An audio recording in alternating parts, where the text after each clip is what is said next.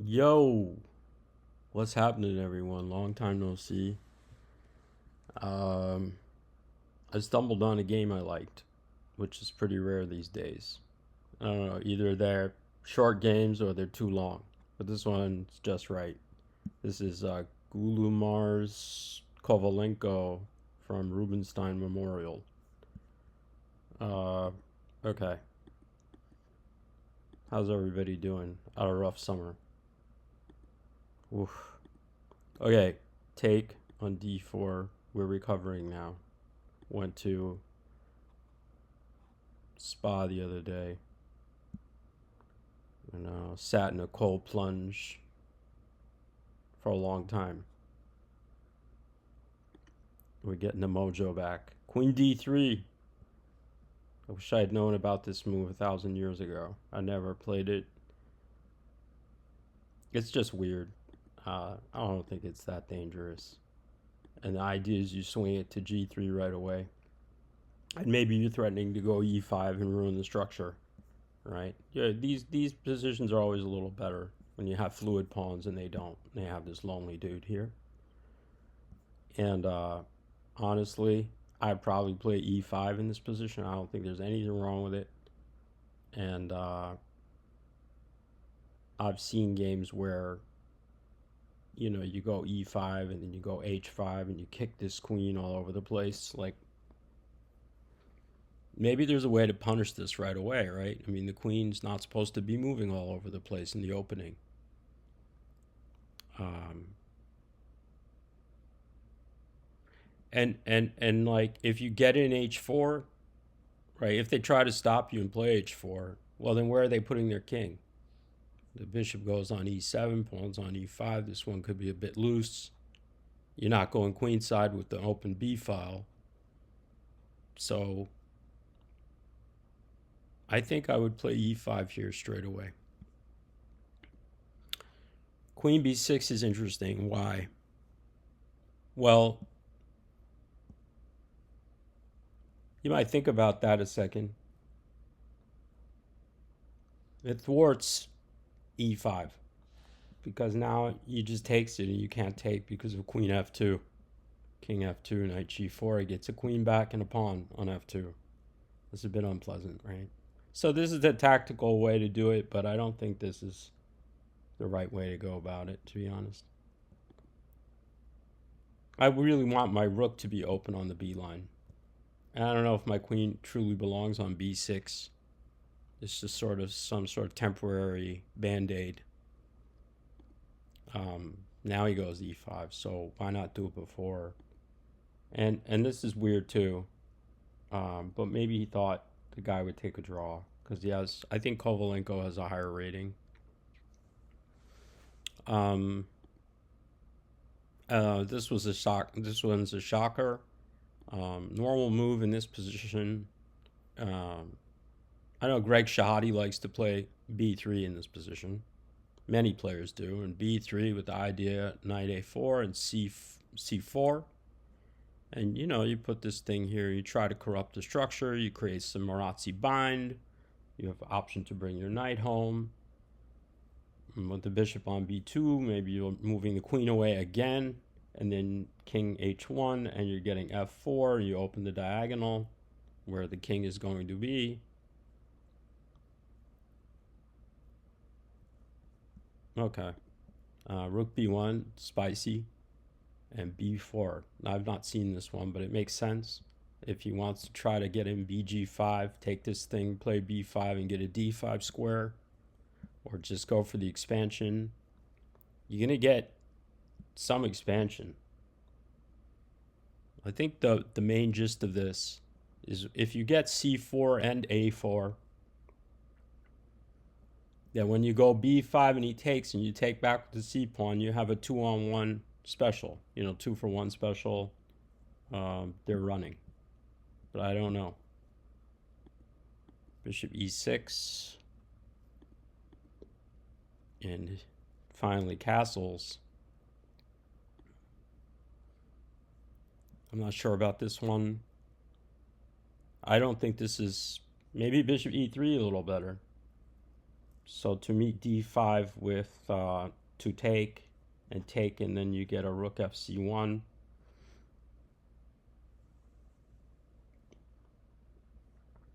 And then some knight c5 jumps. But okay, I mean, I guess he wants this plan to take this one and to go here and to come back and get the d5 square. But like,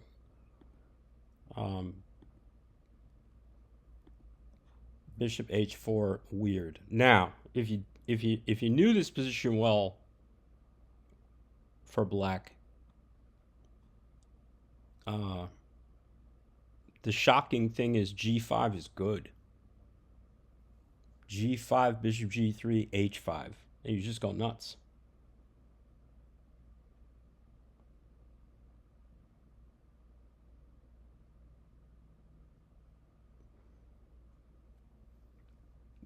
You might start with king h8, but believe it or not, this is better for black. And I looked at this with the machine for a sec, and g5 is number one. And that's shocking. If you didn't know it, you probably wouldn't do it. But it kind of makes sense. g5, bg3, h5, queen e3, knight g4, queen e2, h4, f3, hg, fg4, gh2, king h1, queen is better. It's just better. It's just better for black. There are probably some more lines, but as you look at it, you know, the bishop is a bit funny on g3.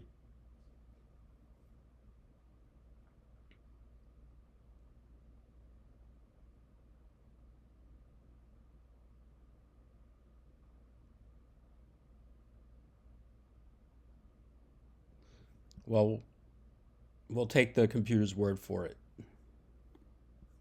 And you can fool around with that position yourself. But he went bishop g4 and queen e3, knight h5, trade, and stop this knight from coming to f4. It doesn't matter if you create some holes here. You have a light bishop counterpart. You're moving rook fc1 anyway, and you can always come back and help yourself. Knight c3. He's finally getting his expansion. I don't know about this rook ac8, by the way. Like, what is rook ac8 and rook d8? I think this one goes on c8. This rook goes on c8, and this one maybe goes on b8. Better to hold the pawns in this way, I think. But Igor went for this one in this setup, and I'm not sure about this one either. Personally, for me, this is a5 all day for black, because you know it's that kind of position where you just have to get a knight on c5, and you're probably okay. You're probably okay if you can get this puppy over here.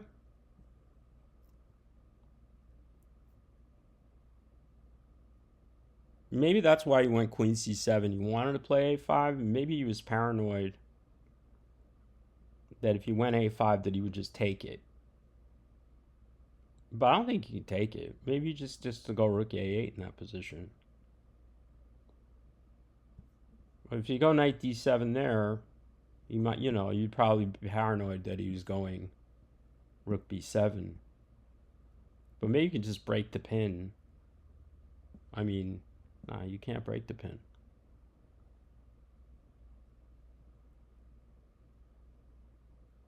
Maybe you have queen g5.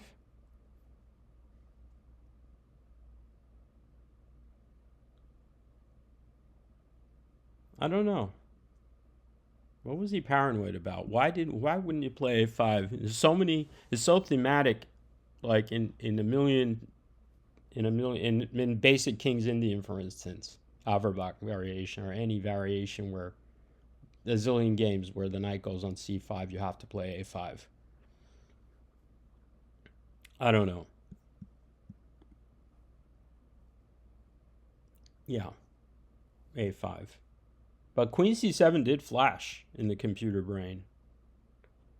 But a5, yeah, you know, taking here is just not a thing. But maybe he was paranoid about it.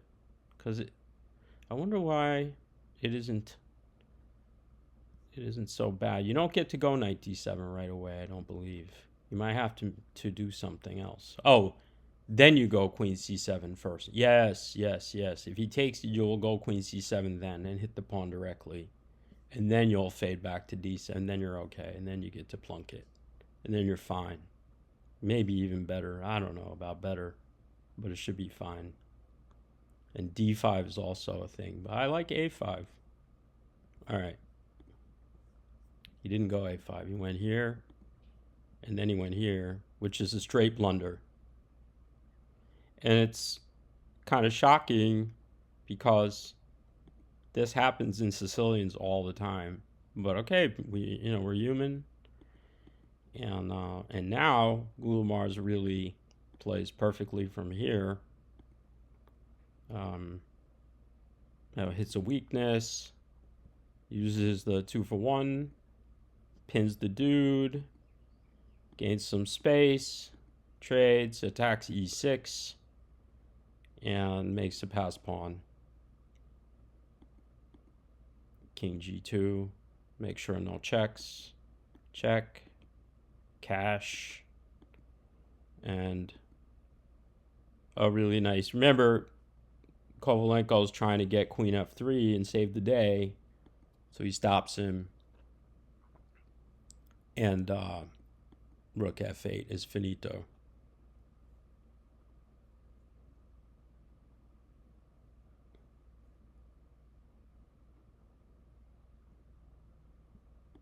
Now we can go mess around a bit. Now we can mess around.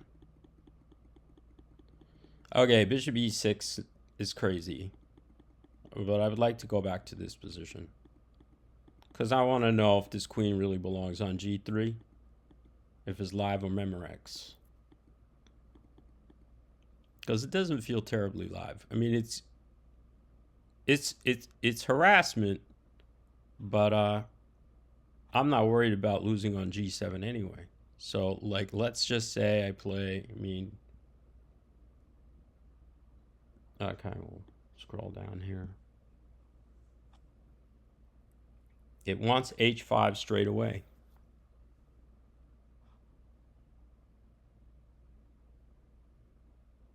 And what is this move?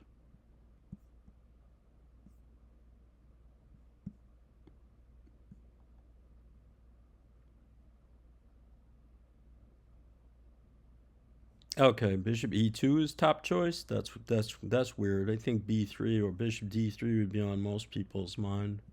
Let's look at bishop e2. And now what's this?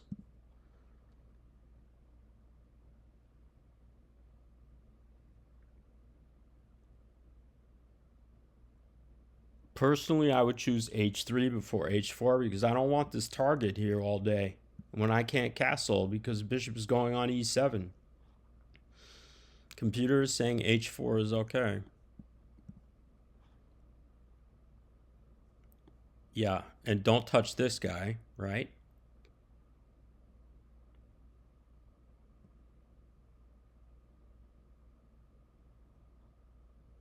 You'll lose this one's worse. Oh, I see. Okay. Yeah. Okay, makes sense. And you go along anyway. You go along anyway.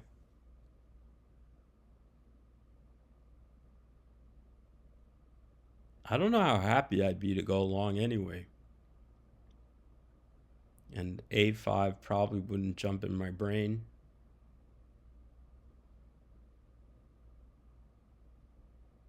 I'd be inclined to play bishop e6 here, to be honest. Queen a5 or bishop e6. One of those two. I mean, queen b6 is kind of primitive, but I guess that's reasonable too. Yeah, because you make him play this move.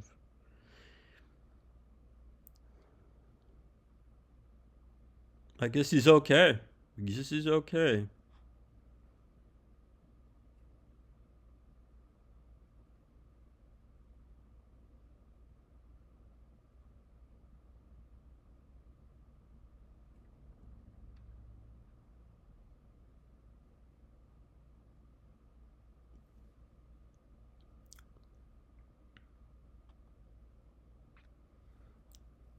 Yeah, there is this contact coming with f4.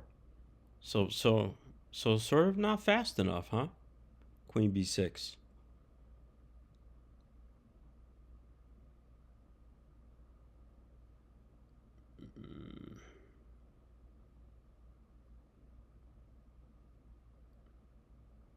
But you might like to play queen b6 because you don't want to see this bishop coming on c4. Oh, all right, let's look at the bishop e6 move then. And you still have to, if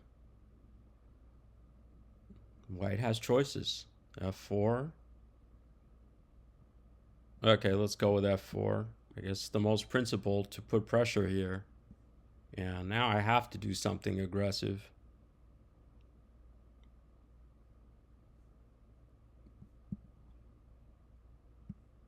b3 anyway. Wow.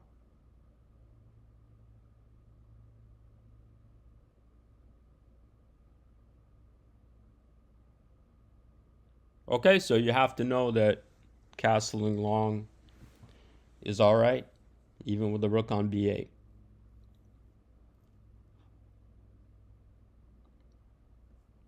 The reason is black's development sucks.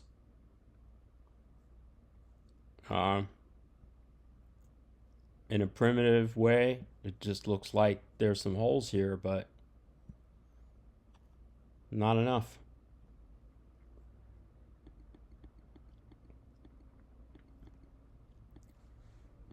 So white can play h4.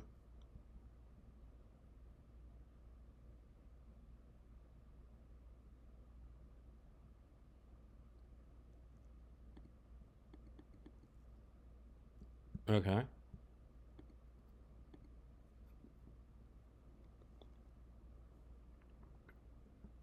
Okay, we forget the h5. We abandon.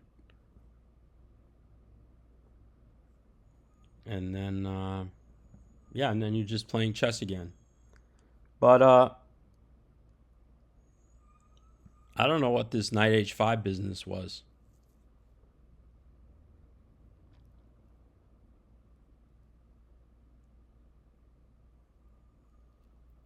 But this is a pretty cool position.